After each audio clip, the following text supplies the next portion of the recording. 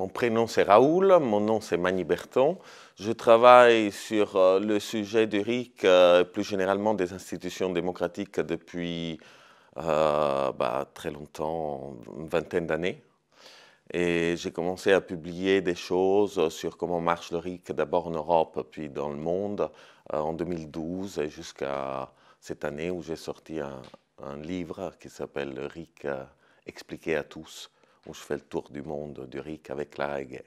Nous avons un collectif développé à Grenoble qui s'appelait Dauphiné démocratique et qui a participé à l'écriture du livre, c'est-à-dire que sur le livre qu'on a écrit, celui-là, nous sommes 2 auteurs plus 4 collaborateurs, tous participants à ce collectif, de personnes qui connaissent et promeuvent le RIC en France et associés à un institut qui s'appelle Institut de recherche territoire démocratique et qu'on travaille là-dessus.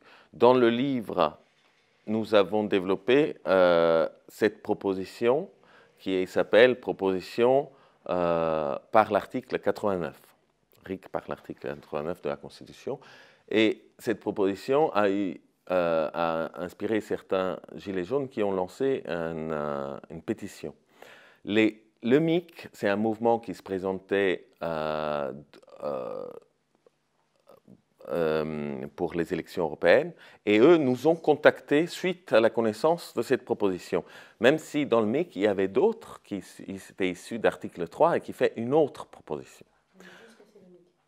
Le mouvement d'initiative citoyenne, c'est un mouvement de tous ces gens qui étaient pour le RIC et qui voulaient défendre uniquement le RIC dans les élections européennes, mais qui ne se revendiquaient pas gilets jaunes, parce que les gilets jaunes avaient décidé de ne pas aller aux élections européennes, disons, de façon collective, seulement certains groupes. Alors, le MIC s'est fait de façon laïque par rapport au mouvement, mais qui a mis ensemble différentes associations qui étaient pour le RIC, dont la nôtre, qui était pas mal impliquée. Moi, j'étais porte-parole Dauphiné démocratique, ainsi qu'Article 3, qui avait pas mal de monde. Et ensemble, on a fait ce mouvement qui, par conséquent, on était d'accord sur le RIC en général, mais pas, on a débattu, ça a permis de débattre aussi sur les formes à prendre. Donc, cette proposition que je fais n'était pas officielle, la proposition du MIC, comme aussi l'article 3 n'était pas officiel dans le MIC. Le MIC restait vague sur le format à prendre et il avait toutes ces propositions qui étaient possibles.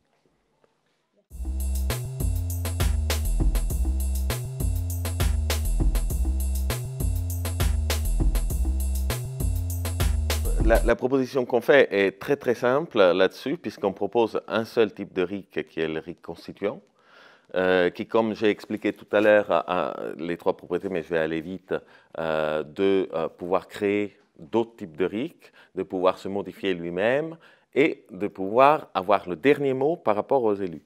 Par contre, nous associons ça à quelque chose dont on parle beaucoup moins, qui s'appelle le référendum obligatoire, qui consiste à dire que un changement constitutionnel ne peut être fait que par référendum. Alors, un RIC constituant, ça permet de dire les citoyens peuvent initier un changement constitutionnel qui passe par référendum. Mais ça ne veut pas dire que c'est le seul moyen d'avoir un changement constitutionnel. Le RIC constituant, le référendum obligatoire dit que c'est aussi le seul moyen d'avoir un changement constitutionnel. Donc, il faut les deux. Donc, en bref, ça se passe. L'avantage qu'il a, c'est qu'il est très simple. Il suffit de changer un article et encore pas beaucoup. Puisque aujourd'hui, l'article 89 régit la façon dont on peut changer la Constitution, et il nous dit que l'initiative d'un changement constitutionnel peut venir du président de la République sous suggestion du Premier ministre, ou alors d'un parlementaire. C'est tout. Nous, ce qu'on veut, c'est qu'en plus de ça, il y ait 700 000 citoyens pour l'initiative. Par ailleurs, pour le référendum, il nous dit que cette proposition, donc, qui vient de ces personnes-là, peut être validée par référendum ou alors par 3/5 du Parlement réuni en Congrès. Ou alors. Ce ou alors est pernicieux puisque sur les 24 changements constitutionnels qu'il y a eu dans la Ve République, 23 ont été validés par les 3/5 et un par référendum. Donc, nous, ce qu'on veut, c'est juste abroger les 3/5. Donc, ça veut dire que c'est très simple. L'initiative est toujours du président du Parlement, mais en plus des 700 000 citoyens. Et le référendum, la façon de la valider ou non, c'est uniquement par référendum. Ça, c'est très simple.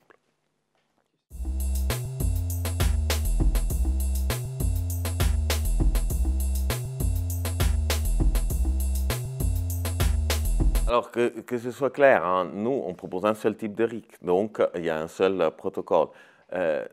Mais nous sommes favorables aussi aux autres types de RIC, mais nous pensons qu'ils doivent être obtenus par RIC.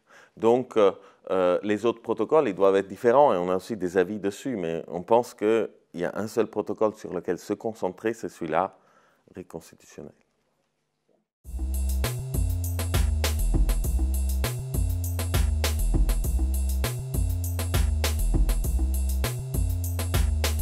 Donc, pareil, c'est-à-dire j'ai beaucoup de choses à dire sur référendum révocatoire et j'y suis même favorable, mais notre proposition est centrée sur le RIC constituant.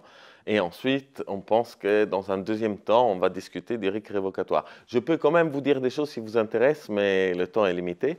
C'est-à-dire, le RIC révocatoire a un problème principal tel qu'il est évoqué, puisqu'il est évoqué le RIC révocatoire américain.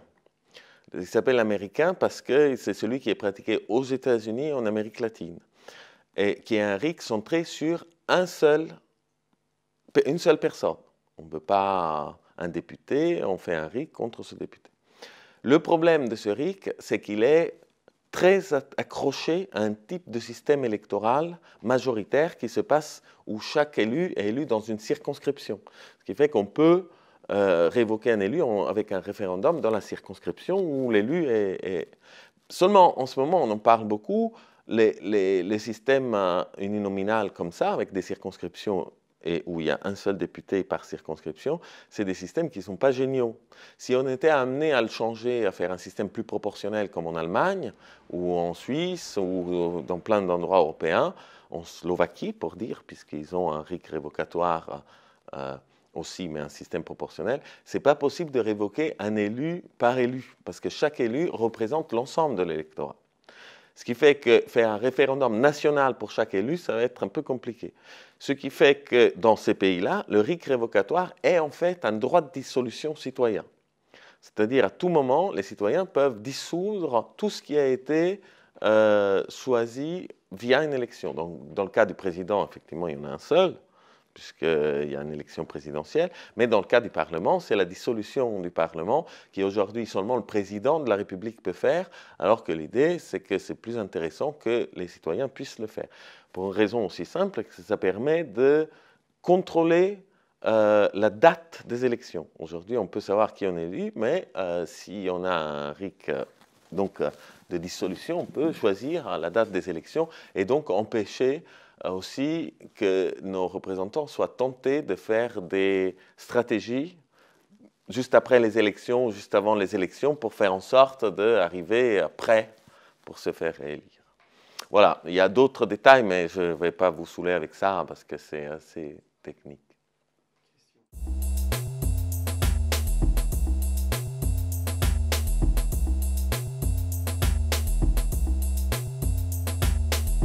L'initiative, on est d'accord, c'est le droit de lancer une pétition, que je dis tout de suite, puisqu'il y aura une question après, c'est la même chose, je pense qu'il doit être absolument identique, le système de droit, à ceux qui la signent.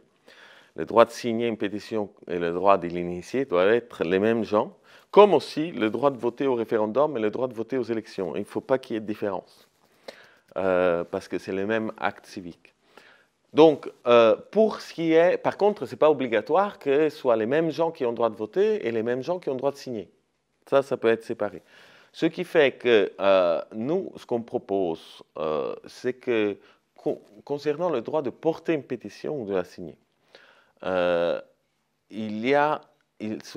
soit un droit qui soit accessible à tous et sans limitation, mais quand on dit tous, en réalité, il y a une question de savoir il y a des personnes qui n'ont pas le droit de vote, par exemple, qui sont, par exemple, les mineurs ou les résidents, mais non nationaux, encore moins européens, et éventuellement, bon, dans certains pays, les prisonniers, ça c'est une question un peu à part. La question est-ce que pour le droit de signer, est-ce que c'est intéressant de l'élargir aussi aux résidents et aux mineurs, contrairement au droit de vote, hein? Nous, on est favorable à dire oui, pour une raison simple, c'est que nous concevons que les nationaux veulent avoir le dernier mot, et ça, c'est le droit de vote. En revanche, là où c'est très pratiqué le RIC, droit d'initiative et droit de vote avec les mêmes droits, et on a l'exemple de plusieurs cantons suisses internationaux comme Genève où 40% de la population est étrangère, les Genevois eux-mêmes ont du mal à savoir ce que les étrangers pensent, tout simplement. Donc on a un grand nombre de personnes, mineurs étrangers, qu'on n'est pas au courant, on n'a pas de possibilité de savoir ce qu'ils pensent. Si on leur donnait le droit d'initiative, ça leur permettrait d'exprimer des revendications qui ensuite ne peuvent pas voter, puisqu'il n'y a que les citoyens qui votent. Donc les citoyens peuvent être tranquilles, ils vont pouvoir dire non s'ils le veulent, mais au moins ils connaissent quelles sont ces revendications. Donc parfois, ils peuvent aussi les accepter s'ils sont raisonnables. Donc ça permet aussi d'avoir une plus forte connaissance des tissus populaires qui se trouvent dans le pays. Et parfois, les initiateurs peuvent être aussi des personnes morales, c'est-à-dire des associations, des partis, des entreprises. Juste, nous, on conseille, c'est un détail, c'est peut-être pas important, mais on conseille que ce soit des personnes physiques, des gens. Ils peuvent être plusieurs, mais c'est des gens. Et ils peuvent représenter une personne morale, ça peut être précisé, mais c'est les gens toujours qui portent. Pour une raison simple, c'est que d'une part, c'est aligné avec toute proposition de loi, parce que même au niveau du Parlement, ce n'est pas des partis qui portent une loi, c'est toujours des individus. Et c'est un droit individuel. Et d'autre part, parce que ça permet d'éliminer certains types de problèmes, comme par exemple si l'association change de tête et change de... voilà, là au moins c'est clair, c'est la personne qui est responsable de cette pétition et qui va s'exprimer dans les médias. Donc ça évite des problèmes qui peuvent se créer au courant pendant la collecte de signatures. Voilà, j'ai fini, on peut passer à la salle.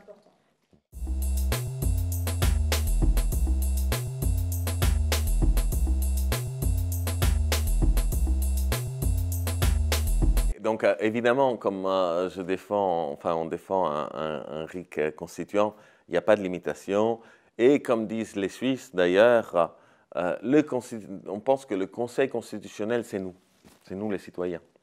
Donc, on peut aussi abolir le Conseil constitutionnel et les limites se les donne eux-mêmes. Néanmoins, il y a quand même quelque chose qui est possible pour si vraiment dans les discussions, les personnes pensent qu'il faudrait des limites, par exemple sur les droits individuels, pour empêcher que des droits individuels soient bafoués. Je dis tout de suite, nous on est défavorable, c'est-à-dire qu'on pense que tout sujet peut être abordé et on le pense pour une raison simple, c'est que quand on voit le respect des droits individuels, là où il y a le RIC constituant, les droits individuels sont plus respectés, c'est-à-dire les pays sont plus hauts dans les classements de respect des droits individuels que lorsqu'il n'y a pas de RIC ou il n'y a pas de RIC constituant. Donc, on ne constate pas qu'il y a un risque, bien au contraire. Mais si vraiment on veut être très prudent, il y a quand même un moyen, c'est dans l'article, de restreindre le RIC. Par exemple, on restreint à certains droits, certains articles de la Constitution. Cela ne veut pas dire que le RIC ne pourra jamais se faire là-dessus. Cela veut dire que pour se faire là-dessus, il faut d'abord abroger la clause qui restreint.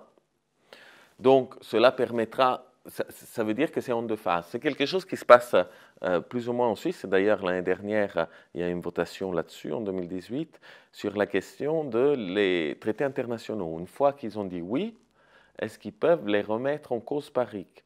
En Suisse, il y a une clause constitutionnelle qui dit non. Si on a dit oui, pour être fiable, il faut... Mais par contre, du coup, ils ont lancé un RIC pour abolir cette clause, avant d'abolir d'éventuels traités internationaux. C'est possible de le faire, mais en deux phases. Ça, c'est aussi envisageable, mais encore une fois, je déconseille quand même, je dis, il n'y a aucun risque. Le risque, très souvent, si je peux ajouter, vu les exemples qu'il y a, il faut penser à une métaphore du skieur. Quand on se met à skier et on n'est pas bon, on tend à aller en arrière parce qu'on est prudent. Mais l'instructeur nous dit non, non, il faut aller en avant, sinon vous risquez de tomber. Mais pour nous, c'est complètement irrationnel de se mettre en avant puisqu'il y a le vide en avant. Donc on a peur c'est pire. Et en fait, c'est l'instructeur qui a raison. Le risque, c'est pareil. Quand on prend beaucoup de risques, ça se passe bien. Et quand on veut être prudent, ça risque au contraire de se retourner contre les gens. Donc, je ne préconise pas de prudence là-dessus.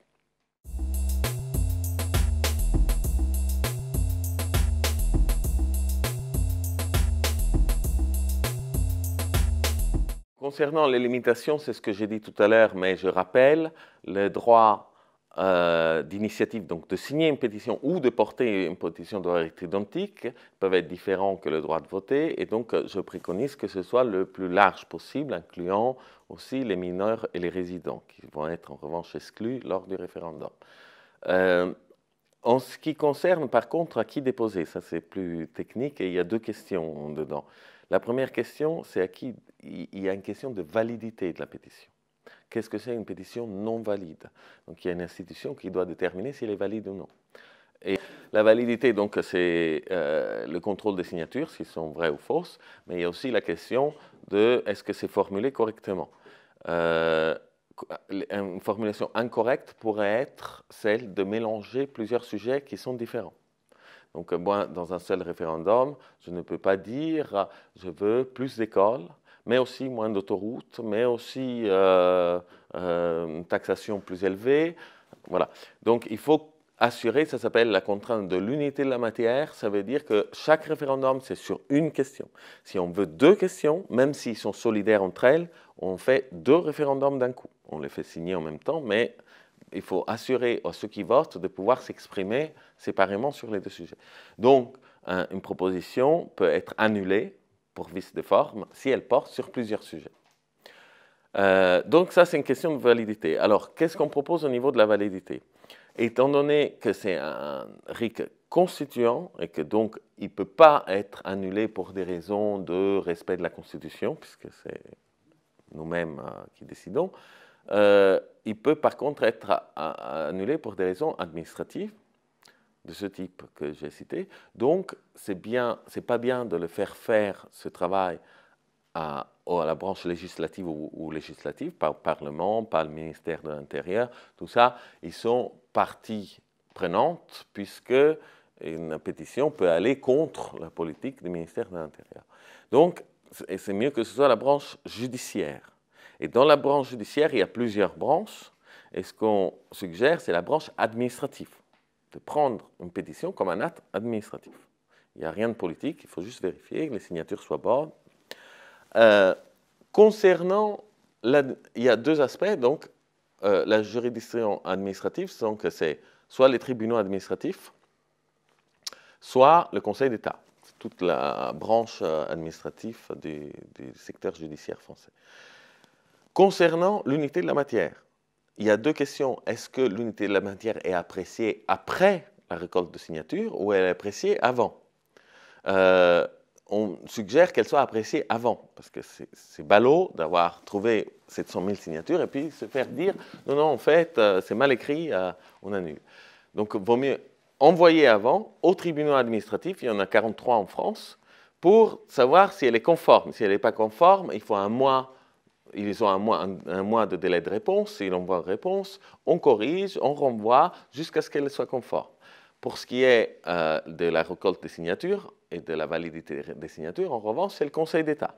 Une fois qu'on a 700 000, on envoie au Conseil d'État et lui, il a aussi 2 mois pour valider les signatures et dire si c'est OK ou non avec des méthodes d'échantillonnage qui existent dans d'autres pays.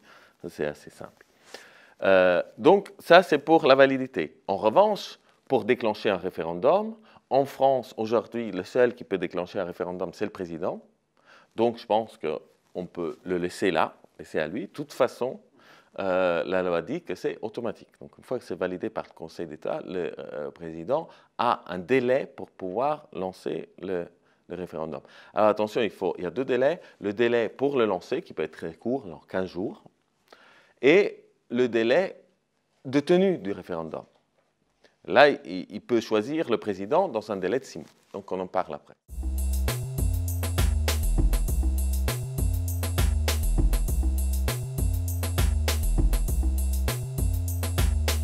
Donc, bon, je vais être bref, puisque j'ai expliqué un peu. Pour la validité, donc, pas de limite de sujet, puisque c'est un sujet constitutionnel au départ. Les délais, donc, il y a plusieurs délais là, de validation. Donc, il y a un premier délai de validation de la proposition, que je suggère que ce soit les tribunaux administratifs. Le délai est 1 mois pour valider ou non. Ensuite, il y a le seuil de signature qui est déposé. Je suggère que ce soit le Conseil d'État et qu'il ait 2 mois pour valider. Ensuite, il y a la question, est-ce qu'il y a une contre-proposition? Ça, on en a parlé. Nous, on est plutôt contre. Donc, il n'y a pas d'interférence des élus parce qu'on pense qu'on a le délai de signature. Ah, ça, je n'ai pas dit combien de temps les gens peuvent récolter les signatures. On pense que ce soit 2 ans. 2 ans, c'est un délai assez long, mais si le délai, c'est encore plus long, le problème, c'est qu'il y a des gens qui peut-être changent d'avis, qui veulent retirer leur signature. Donc, OK. Donc, ensuite, elle est déposée au Conseil d'État, il a 2 mois, et ensuite elle est déposée au président de la République et il doit déclencher un référendum. Le président peut doit le déclencher dans les 15 jours, mais il doit décider quand le référendum aura lieu. Et nous, on pense qu'il faut un délai de 6 mois potentiel. Pardon, qu'est-ce que je dis? De 1 an. C'est-à-dire que le président peut choisir que le référendum se tient dans les 1 mois, 2 mois, 3 mois, 6 mois, 1 an. Alors pourquoi 1 an? Parce que si on oblige un référendum trop court, le problème c'est qu'un référendum coûte cher. Et donc, très souvent, ce qu'on fait, c'est de le mettre en même temps d'une élection et en même temps d'autres référendums. De faire un tir groupé. Et qui a aussi l'avantage de faire plus voter les gens. Parce que très souvent, il y a des gens qui n'ont pas trop d'avis sur un référendum, mais par contre sur d'autres, oui. Donc si on vote tous en même temps, ils se rendent aux urnes. Si on doit s'y rendre tous les mois, il y a plein de gens qui n'ont pas envie, à juste titre, d'aller voter. Donc il faut laisser au président la possibilité de regrouper un maximum. C'est pour ça le délai d'1 an.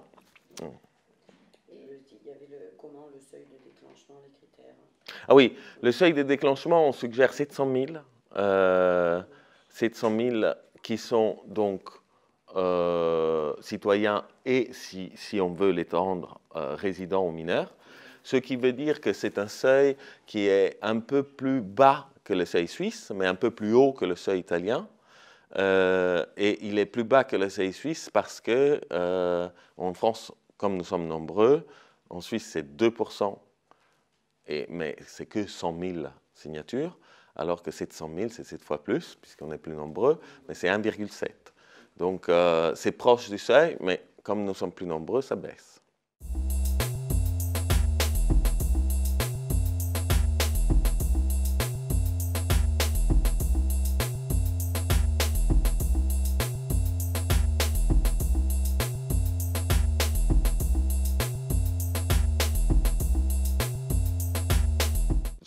Sur la campagne, je pense qu'il faut moins de contraintes possibles. Pour 2 raisons. La première, c'est que on surestime beaucoup l'impact de la manipulation des médias, des lobbies.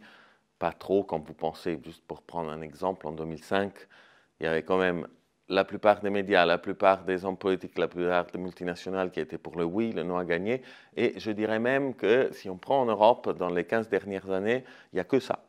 Il n'y a que des référendums où quand tous les pouvoirs forts sont pour un, c'est l'autre option qui gagne.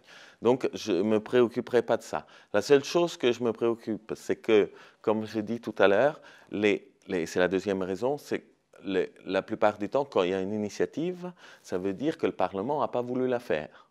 Donc la majorité parlementaire, je ne dis pas la minorité, qui souvent mène l'initiative d'ailleurs, mais la majorité est contre cette initiative. La majorité a plus accès à des réseaux, aux médias, donc le non, on est sûr qu'il va être bien défendu.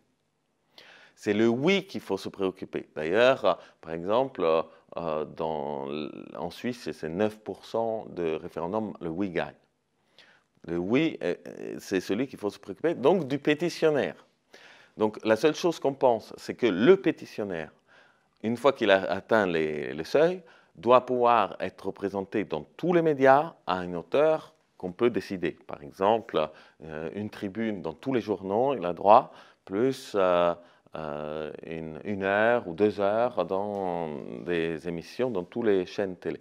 Ça, on pense qu'il faut d'abord protéger le pétitionnaire et de lui donner cette marge. Mais sinon, pour le reste, libre. Parce qu'il faut aussi réfléchir à ça, c'est que plus on met de contraintes, et plus on donne du pouvoir à l'exécutif, qui est partie prenante du processus. Donc il faut éviter d'être zélé là-dessus.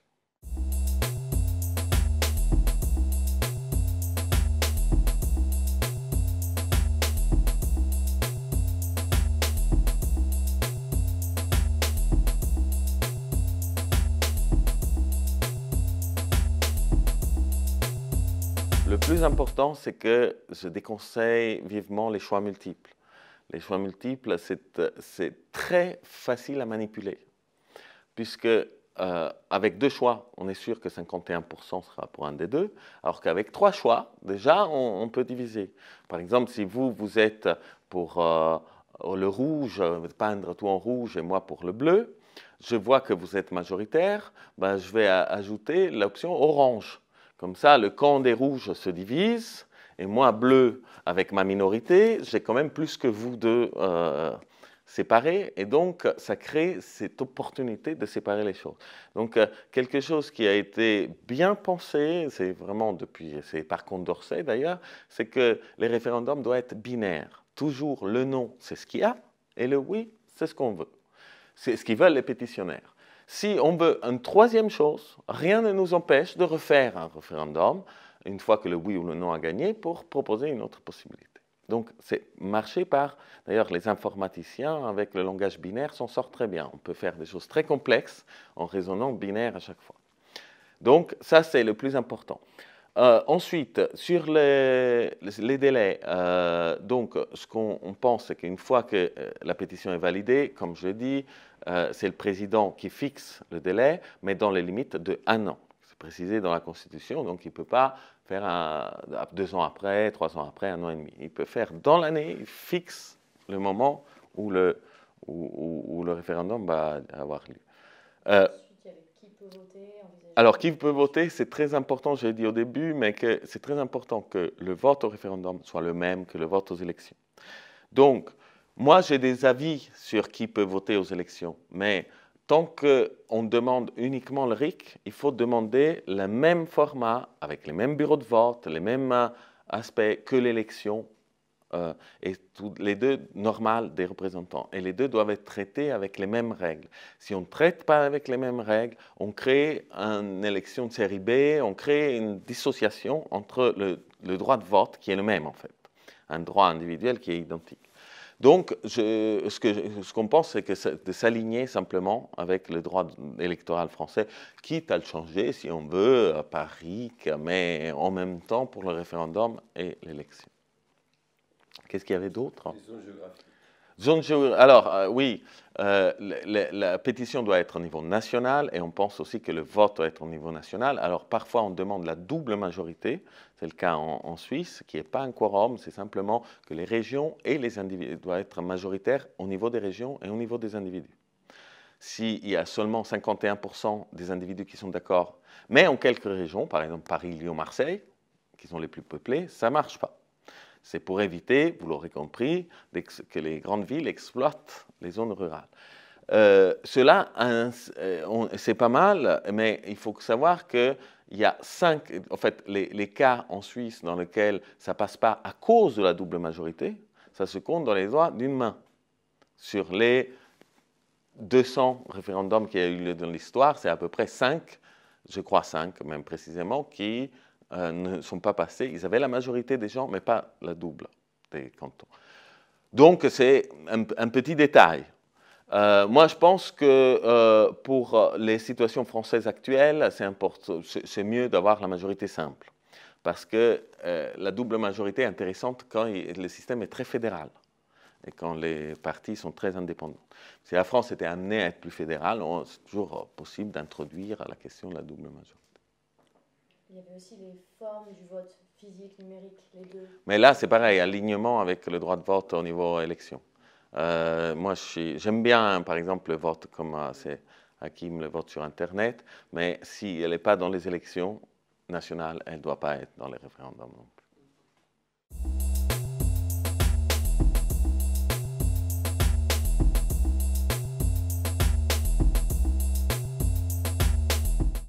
Premièrement, l'avantage de changer un seul article, c'est qu'on peut le faire assez précis. Donc, il faut que l'application, la mise en application du référendum, si le référendum passe, c'est à appliquer dans l'année et il faut quand même laisser un an. Parfois, c'est compliqué d'appliquer un truc. Il faut changer l'organisation administrative, donc il ne faut pas non plus être trop pressé, mais un an, c'est quand même court.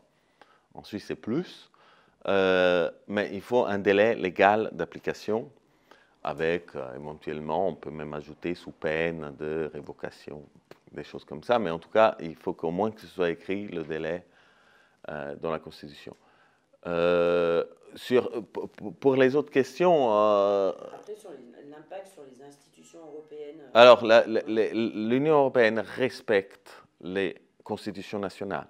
Donc, quand une procédure pour changer la Constitution est respectée, l'Union européenne va la respecter. C'est le cas des Irlandais, par exemple, qui ont le référendum obligatoire. Donc, tout traité européen ou tout changement constitutionnel ne doit passer par référendum. Et quand ça ne plaît pas à l'Europe, l'Europe accepte et essaye de proposer une alternative, négocie en fait avec les électeurs irlandais plutôt qu'avec les élus irlandais. Ce qui fait que c'est le peuple qui est le plus enthousiaste de l'Europe et de loin, parce qu'il choisit. Et qu'est-ce qu'il y avait d'autre? En cas de refus aussi, les implications et comment on prévoit Ah oui, un délai de je pense qu'il ne faut pas de délai.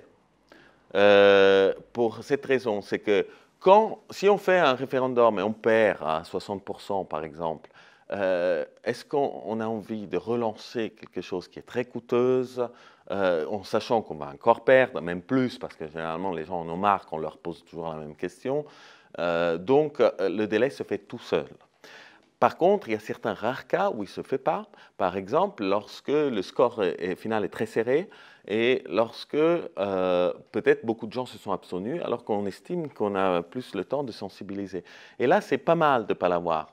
Si on estime que la discussion n'a pas été assez prise et tout ça, parfois, et c'est le cas d'ailleurs, il y a plusieurs exemples où l'absence de délai a créé un référendum juste après sur le même sujet et qui est passé, notamment sur le vote des femmes, où il y a eu aux États-Unis un État, je ne me souviens plus, qui ont dû voter 6 fois avant de dire oui, mais à chaque fois c'était tellement serré qu'ils relançaient à chaque fois. Moi je pense que laisser à l'appréciation des pétitionnaires c'est une bonne chose, ils vont bien choisir s'il est opportun ou non.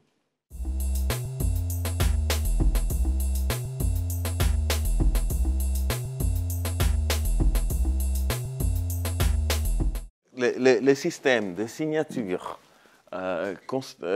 changement constituant et référendum avec 2 options, c'est ce qui est nécessaire pour limiter la manipulation. Il n'y a rien d'autre. Il y a juste le fait, comme je disais tout à l'heure, de faire en sorte que le pétitionnaire puisse s'exprimer. Ça, c'est un droit qu'il faut lui garantir, mais au-delà de ça, la manipulation, ce n'est pas vraiment un problème. La manipulation, c'est un réel problème lorsqu'on a plusieurs candidats comme aujourd'hui, pour les élections présidentielles.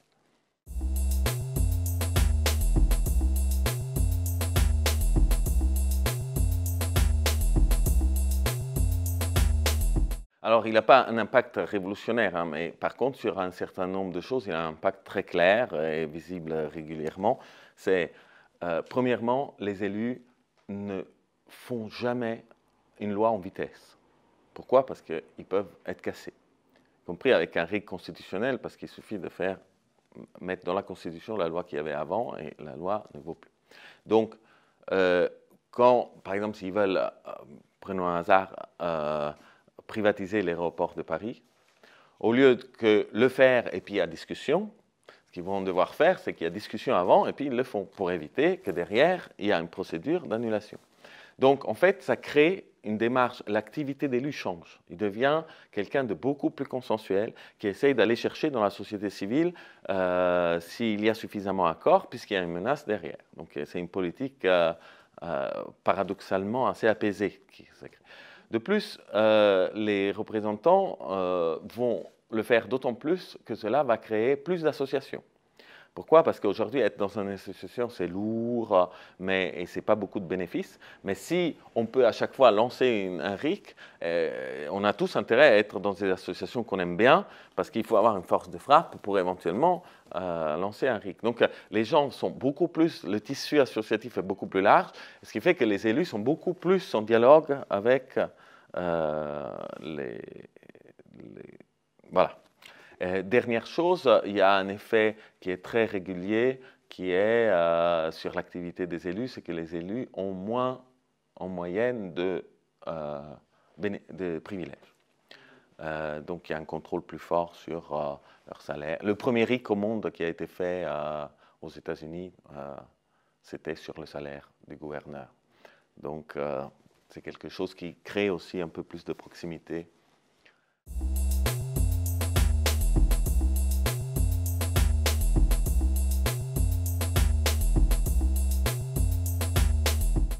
Ce que le RIC doit être, c'est une procédure pacifique pour résoudre des conflits, y compris des conflits non seulement entre franges de la population, moi je suis pour ci, moi je suis pour ça, il y a une procédure pacifique pour trancher, mais entre population et ses représentants aussi. Qu'aujourd'hui, on n'a aucune procédure qui permette de résoudre ce conflit-là, on est en train de le voir. Donc, c'est une procédure pacifique pour résoudre les conflits qui, par ailleurs, a d'autres vertus, c'est-à-dire les vertus de pouvoir de faire en sorte que tout le monde ayant un impact est plus à même de pouvoir se renseigner. Et il est plus intéressé à se renseigner, d'ailleurs, puisqu'il peut décider. Et donc, il y a une étude qui a montré que laisser les gens pour décider a le même impact sur la connaissance en politique que les amener tous au bac. Donc, lui-même a un impact d'instruction. Pourquoi? Parce que les gens s'informent, débattent entre eux, et cela crée une situation dans laquelle non seulement il y a un contrôle donc, sur les élus, première caractéristique positive, mais derrière, il y a aussi une compétence plus élevée de tous sur la question publique. Pour éviter que ce soit, il faut éviter que ce soit quelque chose qui est symbolique, qui ne compte pas vraiment, mais qu'on puisse dire on a quand même un RIC, c'est tout ce qu'il y a à éviter. Plus on l'utilise, mieux c'est.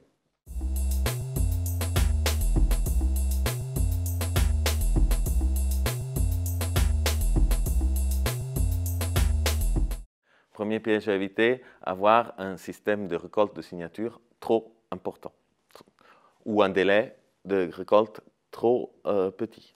D'avoir une intervention des élus au cours du processus, hormis éventuellement une contre-proposition d'intervention minimale, mais même ça, moi, j'aurais tendance à enlever. Quatrième, avoir des quorums pour dire que le résultat du référendum, il ne suffit pas la majorité simple, il faut plus. Un niveau de participation, etc. C'est quelque chose que beaucoup de gens peuvent trouver sympa, mais comme j'expliquais dans une autre vidéo tout à l'heure, ça a des effets très mauvais et ça finit par annuler plein de référendums qui sont en fait voulus largement. Voilà, il faut éviter de limiter le nombre de questions et de laisser le dernier mot aux représentants.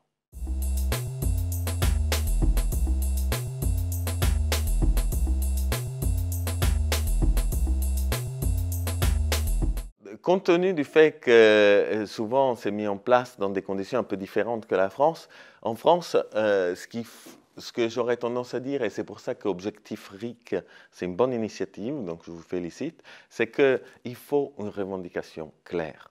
Parce qu'il est possible de faire pression sur... on a des droits, qui a le droit de vote. On a Certains droits, on ne les a pas, on n'a pas le droit d'initiative, mais on a quand même le droit de vote.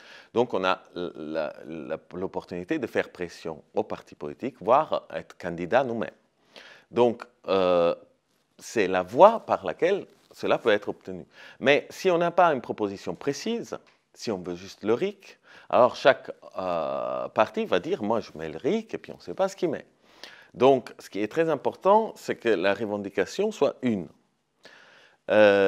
Et c'est pour cette raison que nous avons fait cette proposition de RIC constitutionnel, parce que nous pensons aussi que si la revendication est trop compliquée, est difficile à saisir, il y a trop de changements constitutionnels, peut être un obstacle, non seulement pour ceux qui la revendiquent pour la comprendre, mais aussi pour ceux qui la mettent en place, pour la mettre en place correctement. Il y a trop de choses, une virgule peut tout changer.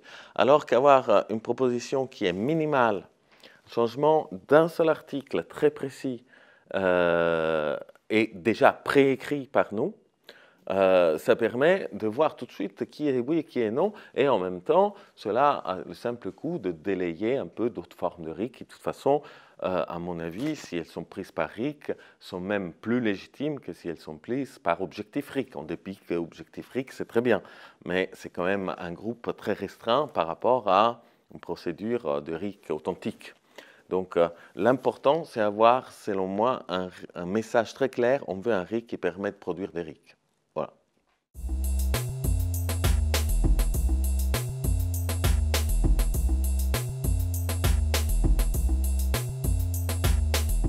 Je peux vous raconter jusqu'à une anecdote qui n'a rien à voir avec les études de loi, mais il y a à peine 6 jours, je dînais chez moi et il y en avait un Uruguayen. Il se trouve qu'en Uruguay, il y a une des meilleures formes de RIC, beaucoup moins bonne que les américaines ou suisses, mais quand même bonne, et qui existe depuis 1966. Et à un moment, quelqu'un a dit à cet Uruguayen, alors Raoul et Clara ont écrit un livre sur le RIC, alors il faut faire des pétitions, il faut faire ensuite des votations, des référendums, et lui, il écoutait l'air ennuyé.